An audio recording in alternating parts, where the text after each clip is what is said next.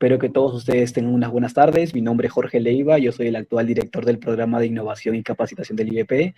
Y bueno, estamos muy gustosos de que nos estén acompañando el día de hoy en este taller Introducción al Modelamiento de Nichos Ecológicos. El taller va a ser dictado por el Enrique Martínez de México. Él es investigador en el Instituto de Biología de la Universidad Autónoma de México. Vamos a empezar. Una descripción informal, digamos, una definición informal, es que se refiere a un conjunto de técnicas de análisis de datos biológicos y del ambiente que nos permite inferir las características ambientales que definen la presencia de las especies y las podemos observar en mapas. Para decirlo de manera más fácil, son métodos de modelación que permiten encontrar asociaciones que no son aleatorias entre los sitios en donde se han registrado las especies o alguna especie en particular y las condiciones ambientales que prevalecen en ese sitio. Entonces, lo que hacen estos métodos es bastante simple. Uno necesita, por un lado, información sobre la presencia de las especies, registros georreferenciados de la presencia de una especie en particular, y luego en formato de SIG, de Sistemas de Información Geográfica, capas raster, que indiquen o que muestren las características del paisaje que uno sabe o que uno supone, por lo menos, que son importantes para definir la distribución de una especie o la presencia de una especie. Estas dos fuentes de datos son bastante accesibles ahora.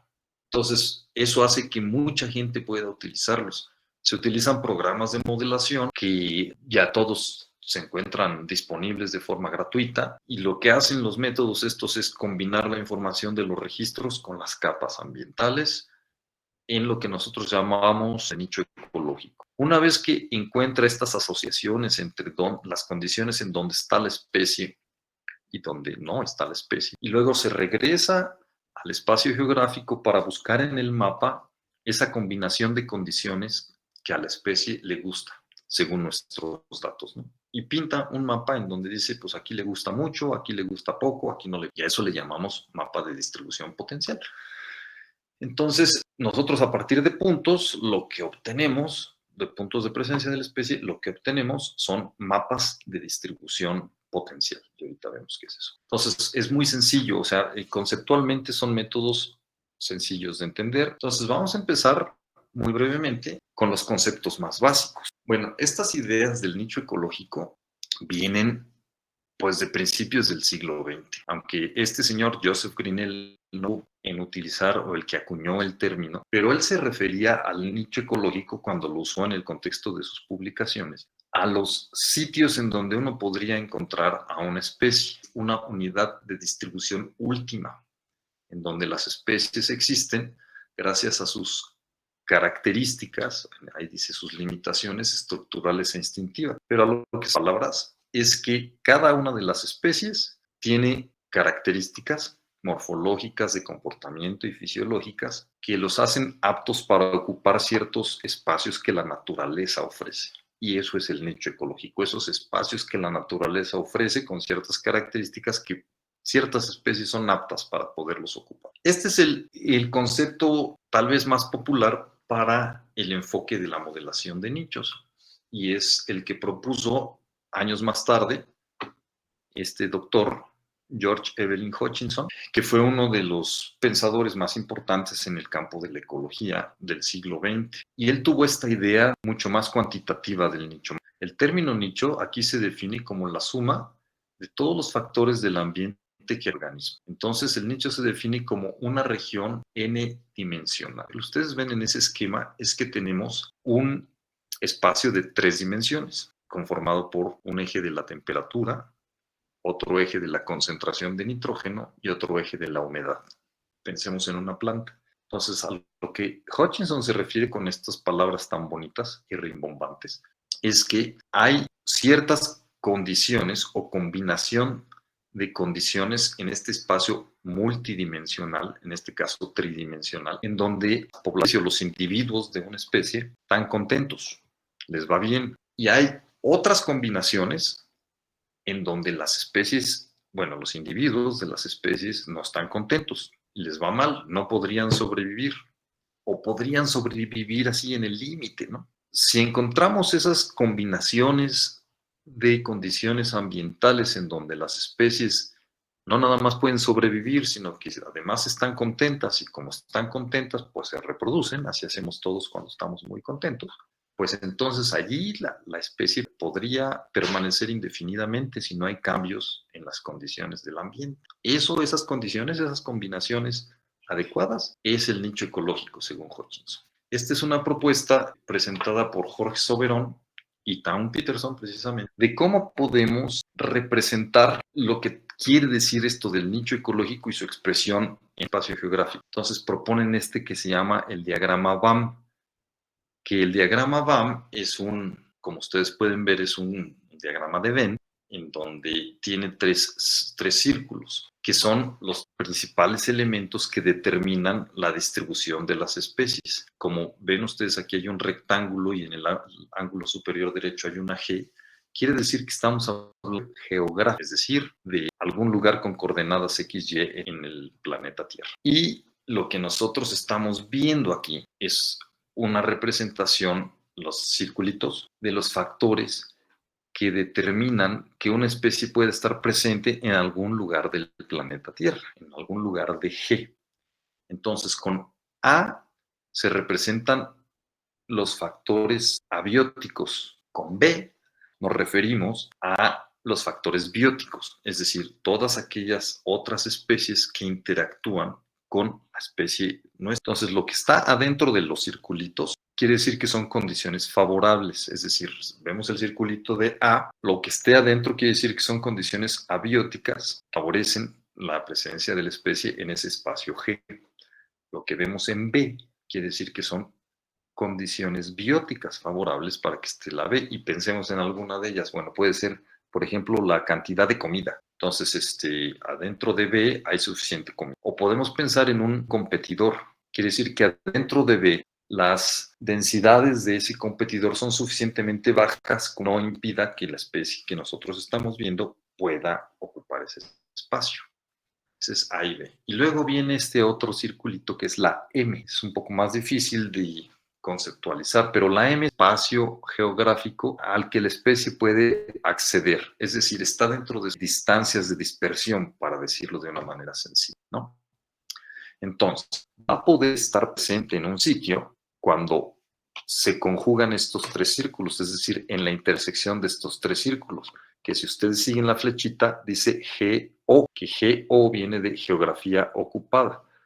Entonces, donde la A, la B y la M se juntan, son las zonas en donde uno esperaría que la especie esté presente, ¿sí? Pero hay la intersección de dos círculos, por ejemplo, la intersección de A y B, es decir, que en esas zonas hay condiciones abióticas favorables, hay condiciones bióticas favorables, pero no hay M, quiere decir que está fuera del alcance de llegada de la especie. Entonces, la especie no está presente, pero no porque las condiciones no sean buenas, sino porque no puede llegar. Si nosotros hacemos más grande la M, por alguna razón, por ejemplo, que el humano transporte esa especie de un lugar nativo a otro exótico, ampliamos su M, entonces ya podría, y por eso esa zona se llama GI, geografía invadible, ¿sí? Entonces lo que ustedes ven aquí, representado como circulitos negros, pues son los sitios en donde uno espera que esté presente la especie, y los circulitos blancos son zonas en donde uno espera que la especie no pueda estar presente, ya sea porque las condiciones A, las condiciones B no son favorables o porque está fuera de su alcance, fuera de la M. Lo que es muy, muy importante es entender cómo se relacionan los espacios ambiental. El espacio geográfico nosotros lo medimos a través de dos coordenadas, latitud y longitud. Si nosotros vemos el espacio ecológico, como nos enseñó el señor Hutchinson, para cada XY que nosotros definamos en el espacio geográfico, podemos encontrar sus características ambientales. Pero fíjense cuál es la diferencia. Para cada punto en el espacio geográfico, existe solamente un punto en el espacio ambiental. Para cada X y Y, existe solamente una condición de temperatura y precipitación. Pero para cada punto podemos encontrar otros sitios que cumplan con esas características de temperatura y precipitación. Entonces, la relación del espacio geográfico al espacio ambiental es de 1 a 1, pero del espacio ambiental al espacio geográfico es de 1 a varios. Y entonces allí viene el truco con esto de los modelos de nicho, que nosotros obtenemos la información de registros georreferenciados de una especie. Entonces, espacio geográfico, y tenemos eso, lo llevamos al espacio ambiental a la hora de modelarlo, y se modela en el espacio ambiental. Pero a la hora de verlo de regreso en el mapa como áreas de distribución potencial, ya sucede esto de la relación de uno a varios del espacio ambiental al espacio geográfico. Entonces, por eso es que podemos identificar zonas que cumplen con esas características ambientales, y por eso el mapa resultante no es el mapa de la distribución de la especie. Hicimos el mapa de distribución potencial. ¿Y por qué es potencial? Porque potencialmente puede estar ahí la especie, pero no sabemos si está. Es decir, allí están las condiciones ambientales que favorecen a la especie, pero si la especie ya llegó allá o no está, puede ser por razones distintas al nicho ecológico. Y ahora sí, ya tenemos un poco estos conceptos del nicho y de las distribuciones y cómo se relacionan el espacio geográfico y el espacio ambiental un poquito en la cabeza, ¿no? Ahora, ¿qué pasa con los modelos de nicho? ¿Cómo funcionan? Bueno, en esta ilustración dice la primera cajita de arriba, espacio geográfico. Entonces, esa es una zona, una región en el planeta. Y ustedes pueden ver 3 círculos, uno grande y 2 pequeños, y dentro de esos círculos hay 2, el grande y uno de los pequeños que está lleno con color gris, parcialmente, y uno pequeño lleno. Eso, el color gris quiere decir que es el área de distribución real de la especie. Y luego ven ustedes unas crucecitas ahí. Esas crucecitas indican nuestro muestreo, que nosotros fuimos al campo y registramos a la especie, solamente visitamos el círculo grande e hicimos un buen muestreo ahí y encontramos todas las condiciones, o sea, todos los sitios en donde la especie se distribuye dentro de ese círculo grande. Entonces, vean, si ustedes comparan la distribución de nuestros puntos de muestreo con la distribución real de la especie, bueno, pues en el círculo grande tenemos un buen muestreo, lo pequeño gris no muestreamos, no tenemos representadas esas condiciones ambientales. Y luego está el otro círculo blanco vacío, que son condiciones abióticas favorables de la especie, pero no son bióticamente favorables, entonces la especie no está, ¿sí? Pero las condiciones abióticas sí están. Entonces, lo que hacemos es que metemos esta información a nuestra maquinita de modelación, y entonces ustedes pueden ver en la gráfica de abajo que dice E1 y E2. E quiere decir variable ambiental 2. Vemos que hay un círculo marcado con línea gruesa. Bueno, eso representa lo que nuestro modelo captura de los datos que nosotros. Y el área gris representa esas zonas en el espacio ambiental que son favorables para la especie. Entonces, lo que está representando ahí este esquema es que nuestro modelo no es perfecto, captura bien muestreo, es decir, si nos regresamos al mapa, las zonas donde están las crucecitas, pero esas zonas donde no hicimos muestreo están acá representadas fuera del círculo de línea gruesa. Esa zona gris fuera del círculo de línea gruesa, ¿no? Entonces, ya cuando nosotros regresamos nuestro modelo de nicho al mapa para ver nuestra distribución, pues nosotros recuperamos una buena parte de la distribución en el círculo grande, y las condiciones que se parecen del que está indicado con el número 2, de las que se parecen a las del círculo 1, sí las captura el modelo y otras no. Y luego también captura zonas en donde no está la especie, pero que las condiciones ambientales se parecen mucho, que es en el circulito 3. Entonces, si ustedes comparan las áreas representadas con línea gruesa con el gris, que esa es la distribución real de la especie, ustedes ven que nuestro modelo no es perfecto. Digamos, no está tan malo tampoco, pero no tiene sus fallas. Y eso es lo que hace el modelado de nichos. O sea, recoge información con las crucecitas, información ambiental, y los algoritmos lo que hacen es tratar de caracterizar bien cuáles son las condiciones del ambiente que le gustan a la especie, que es las líneas gruesas en el espacio ambiental, y luego lo mapea como la distribución potencial. En el círculo 3, nuestro mapa de salida dice que hay puede estar la especie. Entonces eso, si se acuerdan de nuestro diagrama BAM, sería lo que corresponde a GI, la geografía invadible. Y los otros dos áreas de contorno grueso es GO, la geografía ocupada. Ahora, hay un montón de algoritmos para hacer los modelos de nicho. A lo mejor ustedes están enviciados, y nada más han oído de Maxent y de Maxent y de Maxent. Bueno, Maxent es uno entre como 30 que hay diferentes. ¿Y qué es lo que hacen los modelos, los algoritmos de modelación?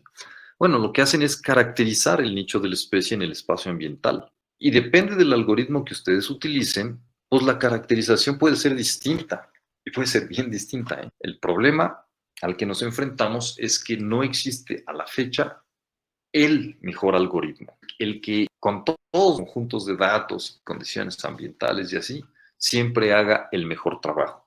Maxent es bastante bueno, pero no es perfecto y como ningún otro.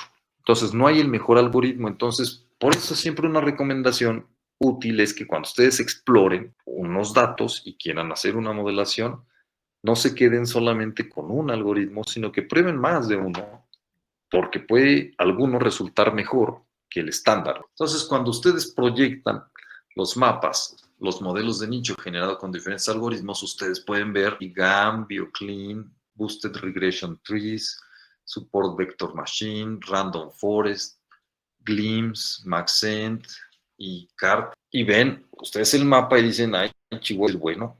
Pues para eso entonces es necesario medir el desempeño de los modelos, ¿no? Validar los modelos, tener un conjunto de datos con el que uno, independientes, con el que uno pueda ver si el modelo está haciendo un buen trabajo o no. Y la tabla de abajo se refiere a algunas de las métricas de desempeño de los modelos. No me voy a meter ahorita con eso, es todo un mundo. Entonces, lo que nosotros hicimos en ese estudio del lobo mexicano, miren qué bonito está ese perro, es hacer una combinación de los métodos que mejor funcionaron. Si vemos la tablita de abajo, pues ahí estamos viendo cuáles fueron los métodos que mejor funcionaron. Los que están en rojito, los que tienen los valores rojitos, son los que sacaron los mejores scores de desempeño y los combinamos y obtuvimos un mapa de la distribución potencial. Fíjense en el contorno de este mapa. Me voy a regresar para que vean que es distinto de cualquiera de los otros. Vean cómo la combinación de mapas resulta en algo diferente de lo que hacen los algoritmos de forma individual. Y medimos el desempeño de este mapa combinado y funcionó mejor que la de los individuales. Entonces, bueno, esas ya son estrategias de modelación que uno va aprendiendo. Este estudio lo que hicimos, y este estudio es muy interesante porque es de la vida real y traemos un pleito ahí buenísimo. Esta especie, pues como ven, su distribución está limitando con los Estados Unidos también. Quisimos hacer en este análisis identificar las zonas que todavía tienen hábitat disponible, porque la extinguimos en vida libre, pero había ejemplares cautivos en zoológicos y entonces hay un programa muy importante de reintroducción del lobo mexicano desde hace unos, ¿qué será? Unos 30 años, bueno, 25 años por ahí, que los han reintroducido en los Estados Unidos y estamos buscando sitios en México que sean adecuados para poderlos reintroducir. Esto es de la vida real y entonces ahí tenemos unos pleitos buenísimos con un grupo de gringos que no quieren que se reintroduzcan en México y quieren extender las zonas de reintroducción por arriba de donde está esa línea roja, que es una carretera, hacia los estados de Colorado y de Utah. Y pues dicen que allá sí la van a hacer y que en México no, porque somos muy poco responsables para el cuidado de nuestras especies. Pero el hecho es de que nosotros lo que queremos demostrar aquí no es si puede estar en México o no, sino que todavía hay hábitat disponible en su distribución histórica y que su distribución es hasta donde otros sitios de reintroducción propuestos. Ahora, ¿cuáles son algunas de las gracias de los modelos de nicho que toman ventaja de esta cualidad que tienen? Esto de que nosotros estamos modelando distribuciones potenciales y no la distribución real de las especies puede ser incómodo en algunas. Yo soy biólogo y me interesa saber en dónde puedo ir a encontrar una especie rara, rarísima. Tengo pocos puntos, entonces hago un modelo y lo que quiero pues es obviamente dirigir mi muestreo en campo, ¿no? Y como siempre estamos limitados de recursos, Bueno, ¿dónde serían las zonas más probables en donde puedo yo encontrar a la especie? Esa es una pregunta válida y que se ha usado mucho con los modelos de nicho. Bueno, lo que nos arrojan los modelos de nicho no es dónde está la especie, sino dónde están las condiciones más favorables para la especie. Entonces, pues yo me puedo equivocar, encontrar un sitio de muy alta favorabilidad ambiental para la especie y que la especie no esté allí y entonces tú le echas la culpa a los modelos, querías, no sirven, pero en realidad el modelo no es que esté haciendo un mal trabajo, es que nosotros no estamos entendiendo que estamos modelando su nicho y no su distribución. Y esa es ahí la diferencia sutil, pero sumamente importante, que puede ser incómoda, pero a la vez eso es una fortaleza, porque entonces yo puedo identificar sitios que son favorables para una especie en otros lugares. Y esto se utiliza mucho en la biología de la invasión, en especies invasoras, como el caso que estábamos comentando de los hipopótamos. Entonces yo les aseguro que si hacemos un muy buen modelo de la distribución de esa especie de hipopótamo en su área nativa en África y lo proyectamos a América, pues vamos a encontrar que donde están ahorita, pues son zonas de distribución potencial. Bueno, y ahorita ya son de distribución real, ¿no? Entonces, bueno, en este esquema se los explico. Nosotros tenemos un conjunto de datos que dice ahí región nativa, un conjunto de capas ambientales y un conjunto de distribución nativa de una especie, pero también tenemos el mismo conjunto de datos ambientales para otra región en el mundo. Entonces, modelamos la distribución de nuestra especie en su región nativa, es decir, utilizamos las capas del lado izquierdo con los puntos que están en ese mapa, en el modulito que está en el ángulo inferior izquierdo, donde dice datos de entrada, hacemos nuestro modelo de nicho como lo hacemos normalmente, pero a la hora de proyectarlo a la geografía de regreso, lo podemos proyectar a su área nativa y sacar su mapa de distribución potencial en el área nativa, pero también en la otra región que nos interesa saber en dónde hay condiciones favorables. Y eso nos ha permitido hacer análisis del potencial invasivo de las especies. Este ejemplo también es de la vida real, que lo trabajamos con la Comisión Nacional de Biodiversidad de acá, la CONABIO, la famosa CONABIO, en donde existe una lista a nivel mundial de las especies más invasivas del mundo. Entonces, pues la CONABIO está muy interesada en si esa lista de las 100 especies más invasivas de México son una amenaza para México, ¿no? Y su biodiversidad. Entonces, lo que hicimos pues fue la modelación de la distribución de esas especies altamente invasivas a nivel mundial y ver su posibilidad de invasión en México. Unas ya son invasoras y otras todavía no. Entonces queremos ver cuál es el riesgo de que se puedan establecer en México.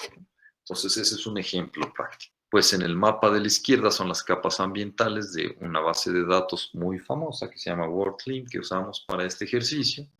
Luego los registros de presencia que los obtuvimos pues, para todo el mundo, donde son nativas y donde ya invadieron. Reconstruimos su nicho ecológico que está ahí en el módulo 3 para esta especie que se llama Atriplex zembacata. Y ustedes pueden ver ahí la elipse, que es el nicho fundamental de la especie. Y hacia las zonas verdes, pues son las áreas más dentro del nicho, las áreas más favorables para la especie. Y luego lo proyectamos a la geografía de México para ver cuáles son favorables para la especie. Bueno, y eso ya lo entregamos como los resultados que Conavio estaba necesitando. Esto, pues obviamente vale la pena validarlo. Si nosotros tenemos datos en México, por ejemplo, de esta especie, pues ver si el mapa que nosotros estamos obteniendo pues se parece. Y sí hicimos ese ejercicio y muchas de las especies no se parecían mucho en realidad. Entonces hay que cambiar la estrategia de modelación. Hay que incluir los puntos de México porque eso quiere decir que los puntos que obtuvimos del resto del mundo no representan las condiciones ambientales en donde sí se encuentra en México. Entonces, bueno, hay que incluirlas para poder hacer una mejor caracterización del nicho de la especie. Otra de las aplicaciones muy populares con esto de los modelos de nicho es hacer proyecciones no en el espacio, o sea, de una región a otra, sino en el tiempo. Entonces, es el mismo procedimiento. Empezamos en el módulo izquierdo, donde tenemos nuestros puntos de presencia de la especie, un conjunto de capas ambientales que dice ahí tiempo 1, y luego las mismas capas ambientales, pero en otro tiempo, tiempo 2. con el tiempo 1 en nuestros puntos, construimos nuestro modelo de nicho utilizando uno de nuestros algoritmos favoritos, caracterizamos el nicho de la especie y proyectamos la distribución potencial de la especie en el tiempo 1, en el escenario temporal 1 y en el escenario temporal 2. Bueno, me imagino que ustedes pueden darse cuenta que esto se utiliza mucho para hacer estudios de impacto de cambio climático en la distribución de las especies. Y se hace más o menos de esta manera. Ustedes tienen tienen los puntitos de esa especie, en este caso es un pajarito, que acá en México le llamamos cuitlacoche, que es, por cierto, la especie en donde apareció por primera vez la palabra nicho ecológico de Grinnell.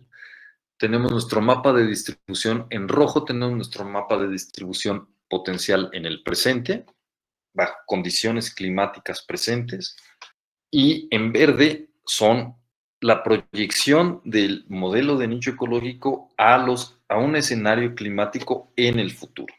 Entonces, si ustedes se fijan con cuidado en las semejanzas y diferencias de los dos mapas, ustedes van a ver que para el mapa hay condiciones favorables más hacia el norte que en el mapa rojo.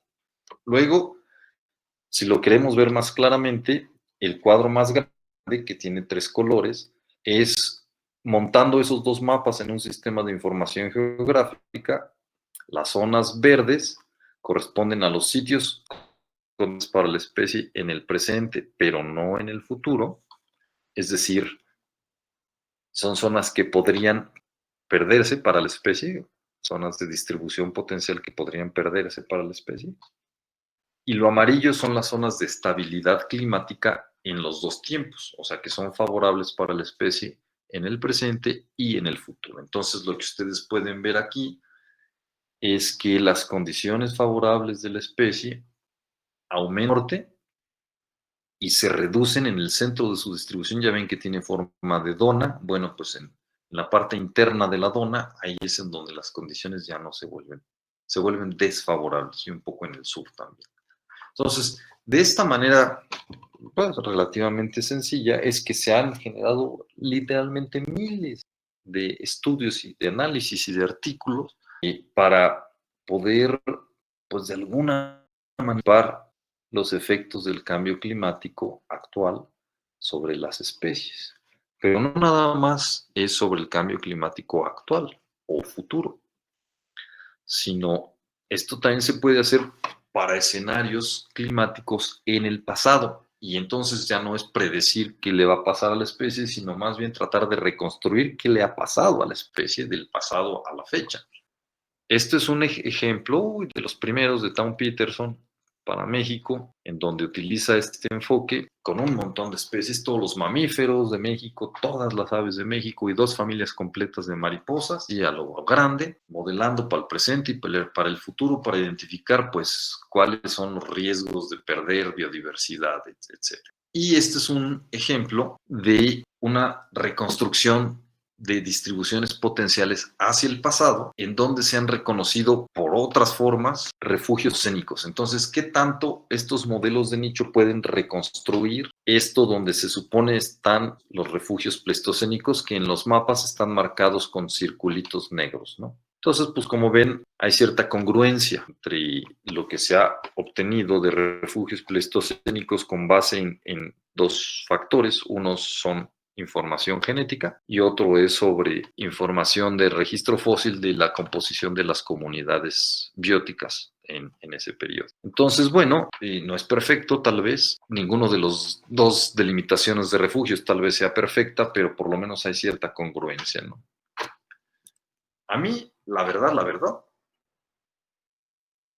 los estudios, yo he trabajado mucho con las proyecciones de cambio climático hacia el futuro, sobre todo, y después de tantos años de hacerlo, y me doy cuenta que no es la manera de aprender sobre el impacto del cambio climático en las especies. Si realmente queremos aprender, o sea, hacerlo hacia el futuro, y lo voy a decir de una manera un poco fuerte, es hacer ciencia ficción, porque en realidad no podemos saber qué va a pasar. Hay tanta incertidumbre asociada a los escenarios climáticos, en fin. Y esto es un tema complejo, ¿no? O sea, la respuesta de las especies a los cambios ambientales, pues no son unidireccionales ni unifactoriales. Entonces, es una manera muy simplista de hacer, de querer ver el futuro. Pero bueno, es lo que tenemos ahorita. Entonces hay que nada más estar conscientes que es una manera muy simplista y no creer prediciendo el futuro. Eso será materia de otra plática si quieren. Pero a mí realmente me interesa más ver del pasado al presente o del presente al pasado, porque entonces ahí sí puedo ver la biología de las especies, puedo entender mejor cómo las especies pueden responder a cambios climáticos importantes. Eso me parece más útil. Ahora, no nada más, los modelos de nicho no nada más son para ver mapas, también sirven para analizar en el espacio ambiental, ver cómo se distribuye la especie en las diferentes variables del ambiente. Siempre usamos temperatura y precipitación porque son como muy fáciles de entender y le dan mucho sentido biológico. Entonces, esta es una especie de ratoncito de las montañas de México. Lo que ustedes ven en negro, en puntos negros en la gráfica, es México visto en temperatura media anual y precipitación anual. Entonces, si se fijan, esta especie que es de montaña y está pues por arriba de los, ¿qué será? 2.500 metros. Y pues es una especie que vive en el extremo climático que ofrece México. Si se fijan, son temperaturas pues muy bajas, obviamente, porque ya son las montañas. En resumen, y en precipitaciones medias. Y lo que nos damos cuenta es que México no le ofrece mucho espacio para vivir. O sea, no hay muchos puntos negros en temperaturas medias anuales tan bajas como puede tolerar este ratoncito de los volcanes, le llaman así, me tomó Donald Stone. Entonces, a ver, si nosotros analizamos este cambio climático actual, pero no desde la distribución geográfica, no de sus polígonos de distribución geográfica, sino en esta gráfica. Ok, a ver, si hay menos precipitación y más temperatura, entonces la mancha negra está migrando, pensemos en 45 grados hacia abajo. Y si aumenta la precipitación, ¿qué está pasando? ¿Hacia dónde migra? Hacia arriba, a la derecha, muy bien. Y si nada más cambia la temperatura y las condiciones de precipitación se mantienen, ¿hacia dónde migra? Solo a la derecha, muy bien. En la vida real, en esa parte de México, es cierto, se está calentando y se está haciendo más seco, me parece. Entonces, el cambio climático no lo vean nada más como una cosa tan estática y tan, ahorita es así y en el futuro va a ser así. Es todo un proceso de cambio de movimiento en un sistema multidimensional. Pues estos son amibas en realidad que se están moviendo sus bracitos para un lado y para el otro, ¿no? Es algo más complicado.